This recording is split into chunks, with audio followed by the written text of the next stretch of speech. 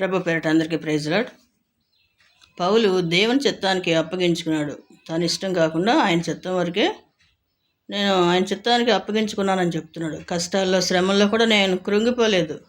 ఎందుకంటే నేను నమ్మిన నా ప్రభు గొప్పవాడు. ఆయన ఎప్పుడు కూడా నన్ను సిగ్గుపడనీయడు. కాబట్టి రాబోయే దినాల్లో ఆయన ఎప్పుడు వచ్చినా కానీ నన్ను జ్ఞాపకం చేసుకుంటాడని రూఢీగా నమ్ముచున్నాను అంటున్నాడు పౌలు దేవుని చిత్తానుసారికి సమస్తం కూడా అప్పగించుకున్నాడు. అదే రీతిగా మనం కూడా ఆయన చిత్తానికి అప్పగించుకోవాలి. మన ఇష్టాన్ని పక్కన పెట్టాలి. మన ఇష్టం పక్కన పెట్టినప్పుడు ఆయన ఇష్టంలో మనం జీవిస్తే మనకి ఏ లోటు ఉండదు, సమృద్ధి ఉంటుంది. కృంగిపోకుండా ఆయన మీద ఆనుకున్నప్పుడు మన సమస్త కార్యాల్లో కూడా ఆయన కృప చూపిస్తాడు. ఆయన కృప కోసం ఎదురు చూసేవాళ్ళు ఎవరు కూడా సిగ్గునందరు. ఆయన అడుగుజాడల్లో నడిస్తే మనకి శాంతి సమాధానం ఉంటుంది.